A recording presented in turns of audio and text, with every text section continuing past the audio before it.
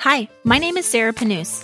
I've spent the last 2 decades driving digital content for billion-dollar brands. Now I help content marketers build winning brand storytelling strategies and reduce feelings of overwhelm and confusion. Join me as we discuss strategy, creativity, confidence, and building a better connection with your audience. Think of this as a creative content marketing jam session mixed with chicken soup for the soul. This is the Marketing with Empathy podcast. Hey, Kindred Speakers. I love repurposing content to create efficiencies, inspire creativity, and drive results. So today, I'm flipping the script a little bit because I was recently invited on the Community-Powered Marketing podcast by Susan Frech to talk more about empathy-driven storytelling. And I just love how the episode turned out and the great back and forth conversation that Sue and I have. So I'm sharing a replay of that podcast with you all here today. It'll be a little different than what you're used to with me because this time I'm the one being interviewed instead of being the one asking all the questions. Susan Frech's name might sound familiar to you. If it does, it's because I interviewed her here on Marketing with Empathy earlier on episode 34, where we discussed the power of tapping community-based marketing, which is something that Sue's a huge expert in. So listen to episode 34 if you want to get smarter on community-based marketing. Susan is the CEO of Vesta, a MarTech company that's focused on community-powered marketing. The firm's SaaS platform builds and manages online brand-owned communities, delivering predictive insights, transforming consumers into lasting brand advocates, which is something we all want, and driving long-term loyalty, right? It's music to our ears. Sue does a great job with her podcast, and I encourage you to subscribe to her community-powered marketing podcast today. So let's start the show, shall we? There is more distrust in media right now too. And so I think that you're right. Like the information that's shared, I think there is kind of this shift of people trusting brands more. It didn't always used to be that way, right? There's always skepticism, but now I just feel like they trust brands more than they trust the media. And so it's a great opportunity. And that's why I say I think brands are the new editor-in-chief. And I think there's such an opportunity for storytelling that they can do.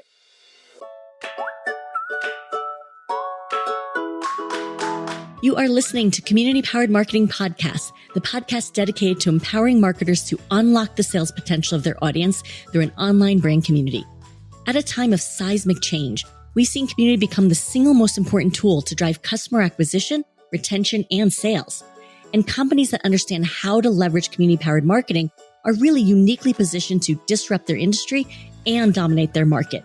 So each week, we will help you discover how to cultivate your community, mobilize your brand evangelists, and how to build a game-changing relationship with your most valuable consumers. Your audience is waiting. I'm your host, Sue Frech, CEO of Vesta, the single most powerful, all-in-one online community building software for brands. I am very excited to have Sarah join us today. Sarah Panus helps content marketers think like editorial directors to build and manage winning brand storytelling strategies using her signature EFD method, empathy plus focus plus data. Pulling from nearly 20 years experience helping billion-dollar brands drive leading ROI through brand storytelling. Before starting her career at Kindred Speak consulting business, Sarah spent the majority of her career leading content strategy on the corporate side. She comes from a world managing up to $10 million budgets, but she knows how to get scrappy too. And like all moms, she wears lots of hats. Minnesota mama, content strategist, podcast host of Marketing with Empathy, and owner of Kindred Speak LLC. Her mission is to add value to the world by helping humanize brand connections, help content marketers reduce overwhelming and confusion, and raise money to fund child trafficking rescue missions. Learn more at kindredspeak.com.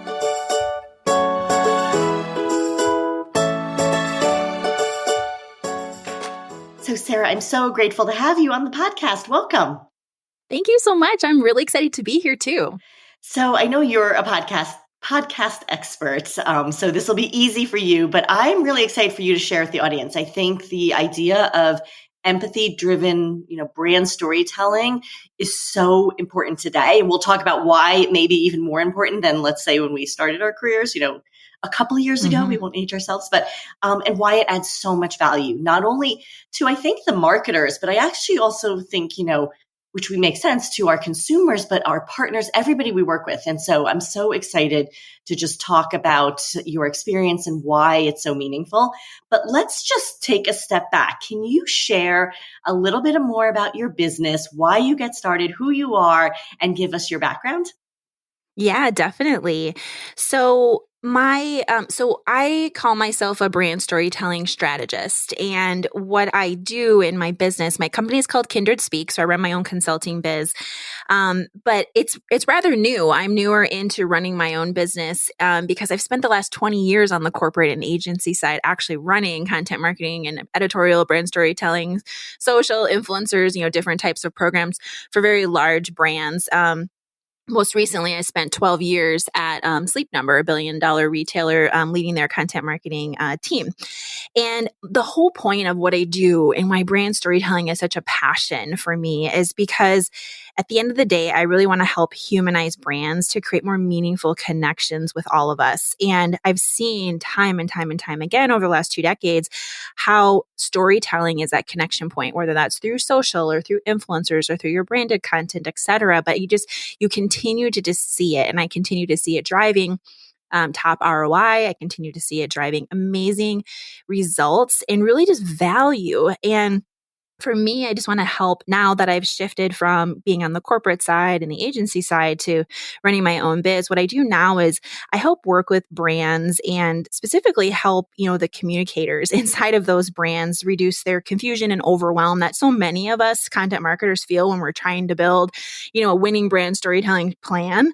And I just really wanted to be able to do this to help them, but also do it in a way for myself, just personally, that gave me flexible time with my kids. And I wanted to take my 20 years of experience and help others. And so what I do is I do brand storytelling consulting. And so this could play out as one-on-one services with brands where I'm helping them develop plans, initiatives. I could be helping manage the work and doing more of that one-on-one services. Or I also have online courses that I have launched and we'll have some new ones coming up, coaching programs where I can teach folks inside of the brands how to DIY their own brand storytelling plans and really just step into being an editorial director for their brand and helping them learn how to do it.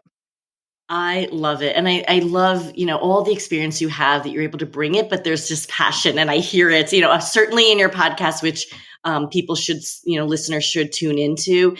And I just want to make sure I get the name of your podcast right. Empathy driven storytelling or brand storytelling. Can you share? Oh, you're close. Okay. Yeah. So my podcast is called Marketing with Empathy, and it is a brand storytelling podcast. And I talk about it like it's a mix of you can kind of think of it as a content marketing jam session mixed with chicken soup for the soul. So I love that. yeah. So it's a mix of like solo episodes with me, kind of sharing tips and things like that. But then I also interview other brand communicators who work inside our brands to come on and then they share their experiences of how they're using empathy to drive stronger results in their business. Because I remember being on the corporate side and being inside of an organization, and sometimes you lack mentorship or you just need more inspiration. Like, what are other people doing? And you just want that camaraderie. And so I wanted to create a podcast that serves content marketers, anyone working in a communication role who has to develop storytelling in some way for their company to be able to get inspiration and tips and insights and things like that. So Marketing with Empathy is the podcast. So everyone listening, if that sounds interesting to you, I'd love it if you hopped on over and listened to mine as well. Yes, and we'll certainly add it in the show notes, a link to it. Thank you. Let's break it down for maybe marketers that aren't as familiar with empathy-driven brand storytelling. Can you share what that is if someone were to come in and say, okay, Sarah, what is empathy-driven brand storytelling? Absolutely. So empathy-driven brand storytelling is really thinking about what are those stories, those narratives that your brand can say and talk about that are going to connect with your audience heart to heart and mind to mind. So really at the end of the day, that's what it is. And so I talk about, what's the empathy filter? So as you're thinking through your content plans, the empathy filter is that question of why is this going to matter? How is this going to connect? And so empathy-driven content is really supercharged with a lot of data and insights to understand your audience, to be able to talk to them in a way that they feel like you get them, right? And you're going to end up driving stronger engagements, having better quality leads, better quality conversations, and all of those things, which I've seen lead to top ROI, lead to 7-time improvement in engagements. Because you think about it, like just as people, just think about you're having a conversation with someone. Are you going to want to have a conversation and be more interested in someone who actually is showing that they're interested in you, or you feel like you have something in common? Or you're going to want to talk to someone who is just kind of just only talking about themselves all the time. It's not. It's just how we are as humans and brands. And that's why I talk about how to humanize brands. Is I honestly believe that brands are the new editor-in-chief. I think that there's so much growth in the content marketing space with brands right now. And brands have the budgets, they have the team, they have the infrastructure to be publishing this, and they have the ability to scale and reach. And so I feel like there's such a opportunity and responsibility on the brand side to be able to serve your audience and serve them really well and help them, give them value. Don't be the person who's just talking about yourself all the time, but like tap in and really relate to your customer base, because it will drive stronger results. And we talk about this in community, which I know we'll get to in a little bit later. And for listeners, we build, manage, and power online communities. But the brands that want to just talk about their product and push out their message and have that one-way conversation, that's not what community is about. It is really the listening, knowing, and understanding and using the insights. So I think it relates so much to what we do. I love this, that the brands are the new editor-in-chief. So that brings me to another question then, because is this a new concept? I mean, some of the things you're saying are certainly new in some of the language and nomenclature, but talk about just a little bit about this methodology that you have. Is it brand new to marketers? So I think that this has always been a need, just because the foundation of how humans connect and how we communicate with each other. But I do think it is amplified now more so because of a few different reasons. I think the few different reasons are, like, the first one I would say is there's so much online clutter and growing competition in the digital space. And so you, as a brand, you have to go above and beyond to reach your audience base, right? And to actually get them to thumb stop and like to look at your content from their scroll, and get them to want to keep watching it or listening to it or reading it or whatever it may be, and to engage with you. So that's a huge one. I mean, there's just, we all hear about just the growing volume of content that is online. I was looking last night just to like see like, okay, what's the current numbers? And it said there's more than 300 million photos uploaded on Facebook per day. And on Instagram, yeah, right. And then on Instagram, there's more than 25 million businesses that are on Instagram.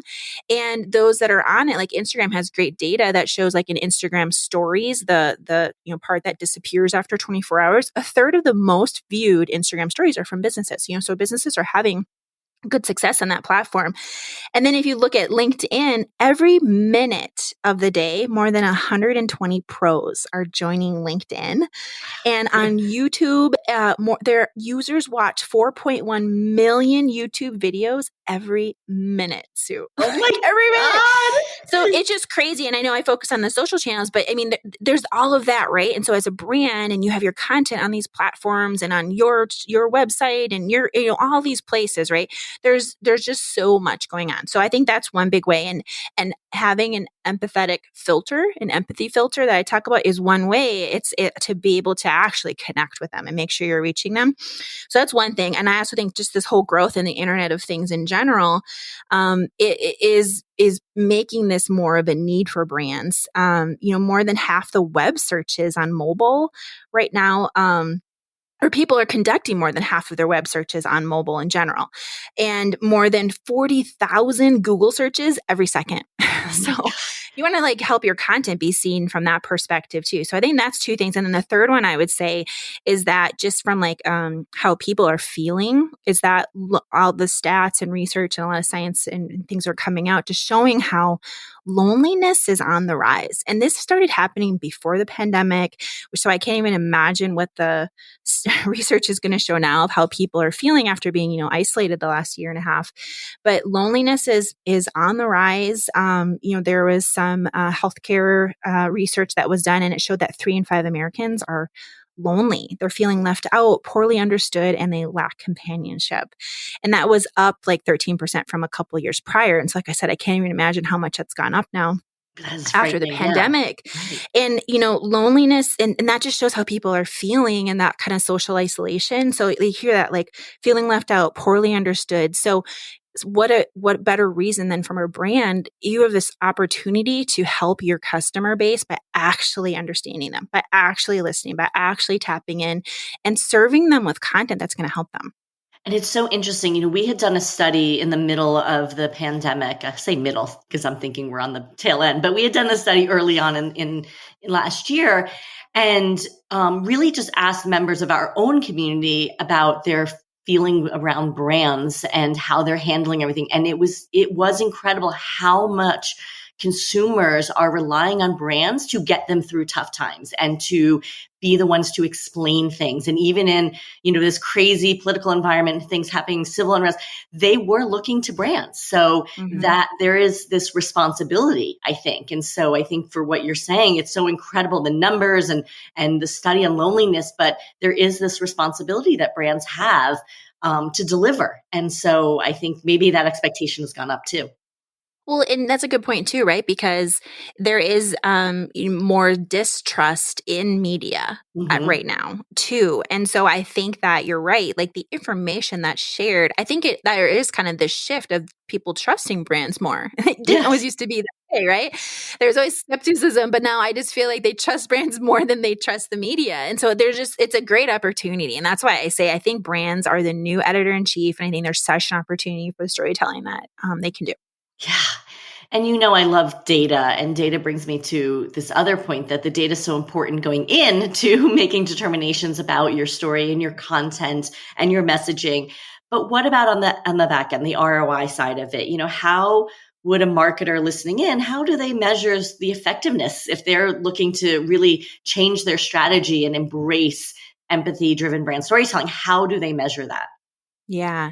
Well, there's definitely way more than one way. And what I would say to start is it ultimately has to ladder back to whatever your business priorities are. So I always work with brands and I say, okay, let's create a brand storytelling blueprint. Like, what's the point? What's the objective? What is it going to do? What are your pillars you're going to talk about, et cetera? But it needs to ladder back to whatever your company priority is. And that will give you a window into then what types of things you want to measure. So for example, if you're looking to look at you're trying to drive more awareness around your brand and create those meaningful engagements, then engagement is like a very standard metric that you can look at. What's the volume of engagements, the cost per engagement, so you can look at click-through rates and time spent and all of that, just to understand the quality of the types of content or questions or things that you're putting out there. Like, how is your audience interacting with them? But if you're looking as well, like maybe another is, well, we really want to advance our leadership position in this area, in this category. Well, so then you can look at whether it's externally or internally, maybe with your employee base, right? So there's different ways you can look at, you can be tracking from an internal comms perspective. Then is there movement from pre versus post through like surveying and questions and tapping into your employee base as like a community to activate. Or externally, you could be looking then at, okay, leadership position, like how are we doing in terms of, other thought leadership pieces that our content is spurring, with other thought leaders, with influencers, or with the media, with PR, and earned placements. What types of actions is your content driving? Like, what are those key actions for your brand? So maybe you need to generate leads or a list for volunteers. If you're a nonprofit and you're looking for volunteers to help out on something. So what I see is, high level brand storytelling can generate much better quality leads. So that cost per lead is much more beneficial because you're really tapping into your people, right? If you're being authentic to your brand voice and what you care about and who your audience is, and you want to get more of those types of people, then you're able to better attract them. And so you're getting, those signups, that volume. There's also an SEO play, of course, with brand storytelling. And so you can look at the value of organic SEO, as well as other SEO, SEM kind of paid metrics. But organic SEO is interesting because if you look at if you have written content, it's an opportunity to think about, like I said, more than half of, online searches are done on mobile. So people are looking for things, trying to find information. Surprise things pop up when you're not looking. I mean, we've all been there on Google, like, oh, that looks like an interesting link. I'm going to click on that.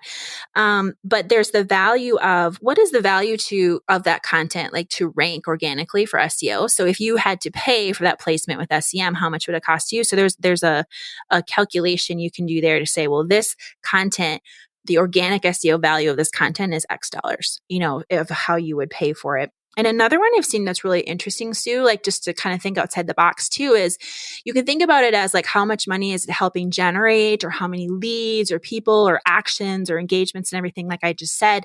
But you can also take a look at it too of how much money might it be saving your brand. I saw a great example with a brand that I used to work at where there were consistent questions that were coming in through customer service. And so we helped develop some questions through an online program and filtered those in through it, and actually was able to calculate and say, okay, well, what's the cost per call that comes in? Like, how much would we have to pay someone in customer service to answer this call?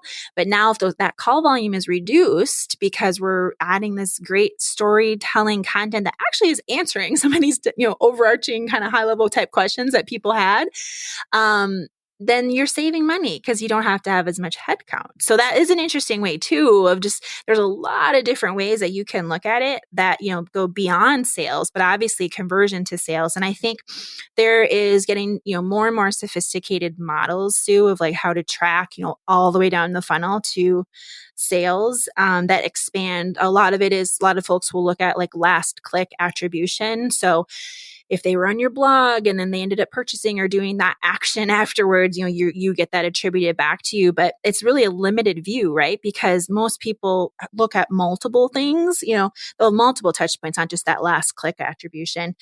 And so holistically kind of looking at the multiple parts of the phase is really helpful. I was recently talking with, I have two examples of two people actually I've just interviewed for my podcast. They were super interesting. They're doing really cool work around this. One is a company called Ovative, and they have this tool. They call it EMR. It's Enterprise Marketing Return. And so it goes real deep beyond last click. They're holistically looking at lifetime value and tons of details within that in terms of going deeper around incrementality. They can measure online to offline, et cetera. So that's one example. And then I was talking with another company called Interview. I was talking with Chris Wallace, their CEO. It's going to be a future podcast episode that's going to come out. And he works specifically helping companies think about their employees as a community, and then how you tap and measure the result of if your employees are happy and communicating well with, then how that trickles to then obviously better results, because if they're happy, then they're talking to your customers, and then it's just going to be this like win-win. So they have something called a brand transfer score, where they see like how does that value transfer from their employees to the external. And so it's super interesting. There's lots of different ways to measure it. So I would tell people, if it's hard to measure actually down to ROI from a sales perspective, look outside the box of other ways and tie it back into your your company priorities. Are you enjoying the show so far? We highlight so many resources and tools in the podcast that it can be tough to keep up. We get it. Look, if it's not obvious already from listening to the show, one of the most important strategies for growing a brand community is in how you cultivate and incentivize your consumers. And with 10 plus years of experience in the activation and engagement of online communities, who knows better than Vesta how to do that? Vesta surveyed its own community of 1 million plus consumers and uncovered the 5 personas that every marketer should know about to accelerate brand community building. Understanding what motivates and sparks action within each segment will empower you to foster enhanced engagement and drive results for your brand. To get access to this Incentives Made Easy report revealing the 5 personas, head over to go.vesta-go.com/incentives. Once again, It's go.vesta-go.com/incentives. Now, back to the show.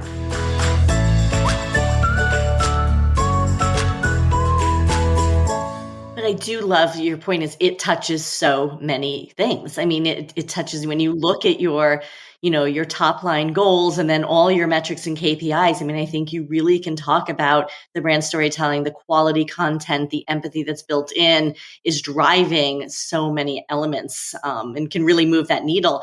One of the things I love to talk about, because and you brought it up earlier, was just the lack of trusted media. And so there's, again, this very important emphasis on advocacy and word of mouth. And whether it's your employees, which we do have communities that are focusing on engaging their employees because they certainly are advocates as well. But when you think about the advocacy component and brand storytelling, can you just talk from your perspective, how is it turning consumers into loyalists and what it's really doing for the overall brand? Absolutely. So, like I mentioned before, you think about it just as people, because that's what you are. Your brand's talking to people. It's people talking to people at the end of the day.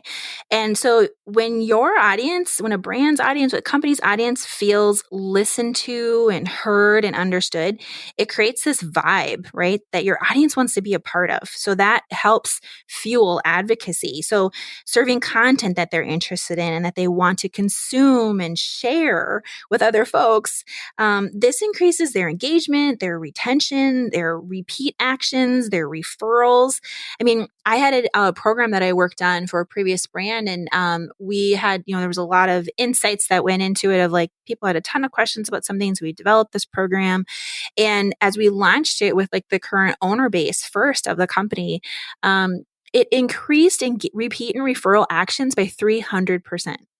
It was like the craziest thing. Wow. And it was and none of it was promotional, but it was under the pillar and the values of the brand. And it was answering these questions that we had seen through lots of data and research of like, people have a lot of questions about this stuff. Let's create this 30-day program and let's like give it to them for free and let them walk through it and educate themselves. And we'll be the leader and we'll be the expert that's helping guide them along. But ultimately want to help them.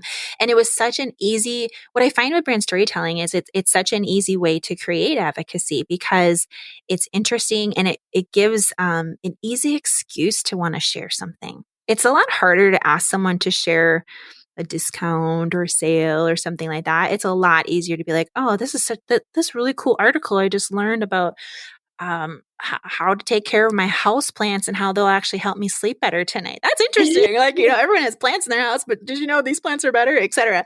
That's just, it's such an easy way. And then you think, well, this brand is so cool. And so that's really it. I mean, advocacy, you want to talk about the brands that you like or the things that you like. And so you want to be that brand. You want to be the brand that's giving your audience the things that they like, but also to get that, you have to listen to them. I always think of it, Sue. I talk a lot about like with brand storytelling in like dating references because I feel like people can get that. Is like, it's just like when you're dating, you have to go on that first date. And if you go on that first date with someone and the other person is only talking about themselves the whole time and they're never engaging with you or asking you anything about what you think, are you going to go on a second date? Probably not, right? But if they are interactive, and that's the brand. You don't want to be the brand. Don't be that guy. Don't be that guy talking about themselves on that first date all the time. That's brand storytelling. And then after that first date, once you make it past it, you kind of get into like the middle part of the funnel where you're like, okay, I think let's date. Like, I want to date you exclusively. Let's try this out. Like, I'm going to feel you out, see if we vibe. And that's like that building. That's that advocacy piece, and that's why community is so important because you're nurturing, at that point. And then, when you get down into the funnel, like the bottom part of the funnel, that's the marriage proposal, right? That's where you ask the question and they're going all in kind of a thing. So I think about it like that. And I think if we just remember, like, we're all humans and like, that's how we interact. I think it just helps, give a little bit more guidance so that you're not just sell all the time. That is such a great analogy. I love that. Even though it's been a million years since I've been dating, no, totally can relate. And even then, once they've purchased, so once they're married, you still need to continue to work at it. So I do love, and I love the brands that say, I just want to be a lifestyle brand. And I'm like, you can't just be a lifestyle brand. You got to go back to your core. And again, go through those exercises and really find out, who you are and the messaging, the story that you're going to tell. So it brings me to the point of community, which again, we build online communities. What part do you think does the empathy-driven brand storytelling play in the strategy, of it? Because obviously it's so critical. I mean, being part of a community, when a brand is part of a community, there are brands that we have that are there to just be supportive and let the community be run and manage their own community. So the members themselves are the community. And then there's others where the brands we have some that work in, cause or natural products or just experts in their area where they are there for, again, that informational or educational. But what role do you think the empathy-driven brand storytelling plays in community strategy? Yeah, I actually think it plays 3 roles. I think it can help with the build phase, the nurture phase, and then the growing. So I actually think it plays throughout. Yeah. Like the build phase is so amazing because you can ask questions of that community. You could highlight like the value of what's going to be shared in that community to attract people into it. Say, hey, these are the types of things we're going to be sharing with you. And you include that in the content. But I love, really tapping into existing communities then as you're nurturing to hear their voice, the voice of the customer, and then using that in your content to inform your content. So a super easy way to humanize content is to add quotes from real people into it, like real people into a story, Yes, right? yes. Get those quotes from the people in your community, poll them, ask them questions. If you're thinking of like, I wonder if an audience would be interested in a story about this, ask them. Like that's like the beautiful thing. We've done that time and time again. It's been so helpful to be able to understand like, okay, well, they said they were interested in this. We're going to create some content about it. And then we're going to share it in the community. And guess what? It does really well. And then they want to share it with their external, communities that they're part of. So that's amazing. And then that just helps, to grow that community and keep it engaged, because I think any great community, it's the conversation, but it can't be just all about promo and the brand. It has to be, like you say, life, it's a mix of the lifestyle and the brand, but it's the value of what you're offering to them that relates to your brand. And so that's really what's going to get them to keep wanting to come back and to share that content. I've seen great programs where, they're, loyalty programs where you get points for purchasing, but you also get like points for sharing the content. And that has been an amazing engagement driver because it's, it's more natural and more likely that they're going to share some content than always sharing your, discount coupon type thing. Yeah, we love it. We've been getting lots of interest lately on these non-transactional rewards. And I think complementing loyalty programs and enhancing them is that component of advocacy and sharing and really that engagement piece of it. You've worked with so many incredible brands over the years, particularly even Sleep Number, but do you have an example of a client, and again, if you can or can't share, but an example of a client that really has implemented and maybe what they look like before and what they look like today after implementing the strategy of empathy-driven storytelling? Yeah, I'll actually use Sleep Number as an example since I worked with them for so long. And I think it's been a cool evolution over the last 13 years. So I worked with them for 12, like I said, inside. And then now I've been consulting with them the last year and a half. And they have had such an amazing transformation of, early on in the brand start, was very focused. It was very problem solution. It was very much marketed back solutions to back pain, adjustable bed, things like that, which worked. And that is empathy because you're listening to your audience have their issues, right? Like their pain and how you could solve that. But what's really happened over time now is it's not just that. There's so many other folks who benefit from sleeping well. And so now this overarching umbrella of health and well-being, and that opens up some different facets of how you think about it, and pairing that in with sleep science and new research. Like they're collaborating right now with the Mayo Clinic to do additional research in the sleep science space because there's not actually, sleep science is pretty new. And so they're doing a lot more there. But so they're doing a lot of active listening and research and understanding. And then their product has like sleep tracking in it as well. So they get a ton of insights that way. So they've now able to pair that and to take that to their customer base. And so a very recent example I think is amazing So I'm the editor-in-chief of their external blog. And one of the things we've done is a big facet with health and well-being is self-care. And from research and insights and just a lot of listening and hearing from people and especially like women in particular and moms in particular, is that self-care doesn't always happen. You take care of everyone else, and you may feel a little guilty, like, oh, I don't have time to do that. And if you do take care of yourself, like, oh, but then there's also this like slight edge of like, well, no, I need to take care of myself because I know that that's important too. But it's like this like push and pull, right? Yes. And so a great example is like we're doing this blog series right now about, all the things you tell yourself you should be doing. Oh, I should be doing the laundry. I should be doing the dishes. I should be blah, blah, blah. And so we created this series called Stop Shoulding Yourself. And I love that. Isn't that great? And so we're like halfway, we've got the first two, we got the third article coming up on the Sleep Number blog. But basically it goes so much deeper into like the guilt and the feelings that we all have, and like how to take care of your own self-care. And of course, how quality sleep plays into that. But it's about more. It's just about that mindset and how you just need to like stop sometimes. It's okay. Stop shooting yourself.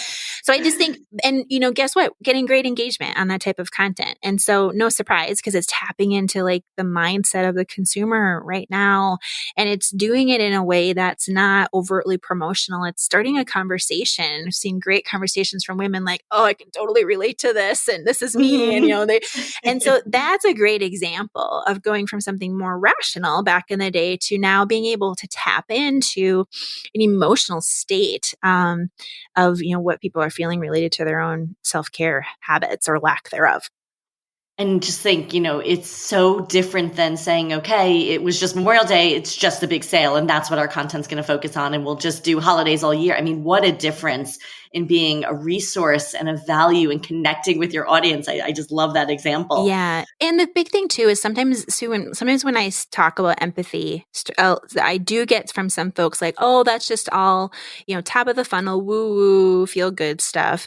And, the example I just gave, yes, that is a feel, but it's backed by data. It's not like, and I always say, okay, well, if you don't want to drive stronger, 7 times better engagements and top ROI. I mean, I don't feel like that. That's not top of the funnel woo stuff by any means. I've seen it play out time and time again. But like those storylines and what you do as a brand, and Sleep Number is really smart with this, is then of course they're tying it back to like their product, but in a very conversational way. It's the importance of quality sleep, like how important that is for your own self-care. And then they're bringing in science and research and insights. And oh, by the way, Sleep Number bed owners get 100 more hours of quality sleep a year, So that's a way you bring it all together. Oh my gosh, love that. And if those listening, they should be clicking right now to Sleep Number's site, because who doesn't want that, right? Yeah. Yes, exactly. So, I mean, I think that, you brought up a really good point. So it's, going back to your earlier point, it's not so much that this hasn't always been around, but there is this mind shift that you might have some marketers or leaders or business owners that are saying, yeah, that works for other brands, but it doesn't work for me. Or that's because they are a purpose-driven brand and I'm not. And it's so interesting that if you were to say to somebody that wasn't, bought in or didn't understand, they'd say, well, they might have said, well, mattresses. Yeah, that's not a brand that people would want to talk about. But right, you've just completely given us a mind shift here, which I love. So you've shared so much. Like, what can a listener do right now? What's some of the first steps that they should take before implementing, a new strategy around empathy-driven brand storytelling? Yeah, I would say 3 real quick things. I would say just, from a getting started perspective, I would say 1 is, as you think about your brand storytelling now, or what you want to start, is ask the question, what's the empathy filter? Like if you do nothing else, just operationalize that in discussions, in brainstorms, when you're looking at your content calendar, when you're looking at a content idea proposal from a partner. What's the empathy filter? What about this is going to connect heart to heart or mind to mind with your audience base? That's the first thing. And if you don't have a good answer for it, it's not the right thing, tweak it until you get it to where you have a reason that it will resonate with someone. The second I would say is to become, I was talking about becoming an empathy plus data investigator. So really a combo of what I've been talking about. It's the pairing of the two. And I think the first stop is looking at your SEO insights. So look in SEO to understand what are people searching for? How are they talking about it?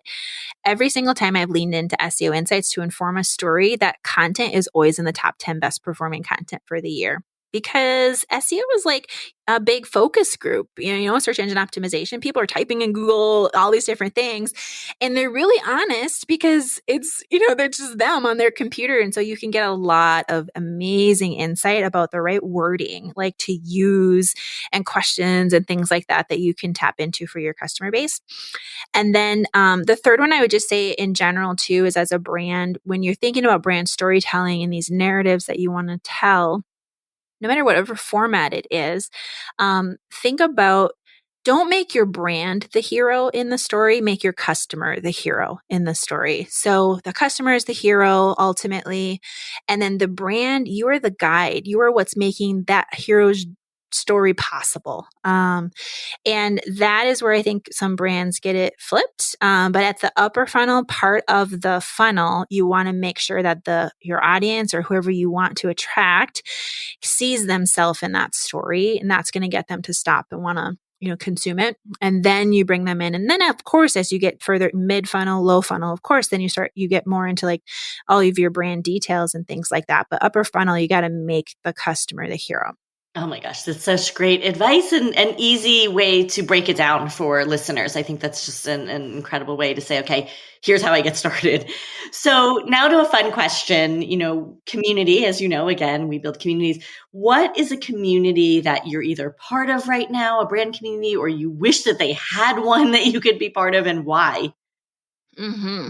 Okay, so I actually have two, and it's at different points. I have one where it's a product I own, and then I have another one where it's not yet a product I own. It's kind of an aspirational brand, but how they're keeping me engaged as an example. So the one that I own, so I have this, I have a subscription to Blinkist. Have you ever heard of Blinkist? No. Okay. So Blinkist, Blink and then IST. It's great. It's actually how I do a lot of my reading these days, but it's an app, but it's web-based as well. But it's kind of like Cliff Notes for books, if you will, but there's tons of books and different video and audio and reading and all these things. And so you can get so much like pared down reading done. And then what I do then is I'll look at different topics of books and things I'm interested in, and I'll read the summaries. And there's different varying lengths of how long it'll take you to get through it. And then if I'm really interested, then I'm like, cool, I'm buying this book. But what I love about that community in general is they do a nice job with me of they'll send out surveys and they'll ask for they'll have like small groups and they'll ask for our feedback as they're looking to keep developing their offerings and what do we like, what don't we like. They look for suggestions. And then for me, they add a ton of value because they're personalizing like what I consume based on what I'm already looking at and the feedback I've given. Then it just my online experience just gets more personalized and customized so that I'm seeing the things that are going to be of more interest to me. So it's easier for me to use it. And so I just love that. And I love how they truly do tap into me to ask me for my opinion. I love that. And then the one that I would say I'm a lead, I haven't bought yet, is there's a women's clothing retailer called MM LaFleur out of New York. And I think that MM LaFleur, so I'm part of their community, their email and blog community, actually. Mm-hmm. I'm going to put community in quotes, but it feels like that in terms of how they've created this storytelling content around it. And they do the most amazing job with upper funnel storytelling and aligning it to their company values.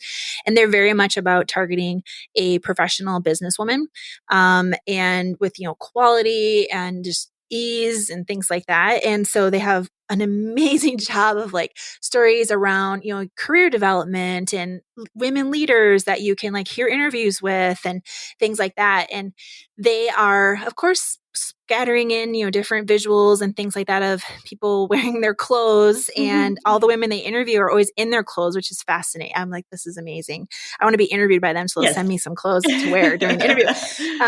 But what I appreciate about them is it's such a nice mix of promo and brand storytelling. They do it very seamlessly.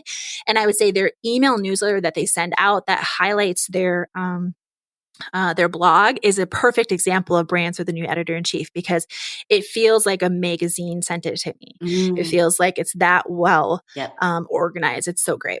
That's amazing. And you've given me 2 resources, which is what I love about you, Sarah, of course, but you have so many resources. And anybody listening, the stack of books that I have on my nightstand, because I keep reprioritizing them.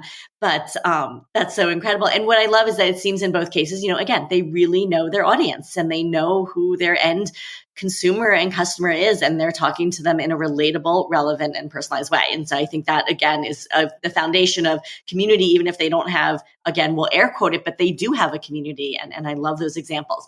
So you are a wealth of knowledge and an incredible resource, and your Marketing with Empathy podcast is a great place for listeners to start. How do listeners find you?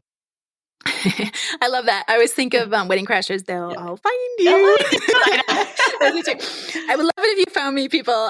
So I would say the first thing is, if anyone's listening, if you want more brand storytelling tips or any inspiration or things like that, I would love to have you join my email community. I send out a weekly brand storytelling newsletter, and so you can head over to kindredspeak.com. There's a pop-up that'll come up, and you can just sign up for that and get insights on all those tips and inspiration. You'll hear about, my podcast guests, and then also any future online courses that I'm launching to help you DIY it yourself. And then, of course, you can connect with me on LinkedIn. I'm Sarah Panus on LinkedIn. And then on Instagram, I am Sarah Panus on Instagram. That's awesome. And I'm sure there are listeners that will be joining your community, which is so exciting. Sarah, thank you so much for your time. I think we could talk for hours, and unfortunately we have to limit it because people are busy, but I'm really grateful for all of your experience and expertise and certainly sharing with our audience today. Thank you for having me on, Sue. I hope you enjoyed today's episode of the Community Powered Marketing Podcast. Make sure to hit subscribe on whichever platform you're listening on. And if you like this episode, please write a review and share it. This show exists to showcase how brands can unlock the sales, advocacy, and insights potential of their audience by incorporating community-powered marketing into their brand strategy. Curious about how your brand stacks up at engaging your audience? We've done 10 plus years worth of data crunching so you don't have to see how you rank against some of the best at engagement, advocacy, and insights, and to learn more about how the Vesta team can unlock the power of your audience through community. Go to vesta-go.com/engagement index to get your audience engagement index ranking. Once again, it's vesta-go.com/engagement index. All right, that's a wrap. We can't wait to hang with you on the next episode.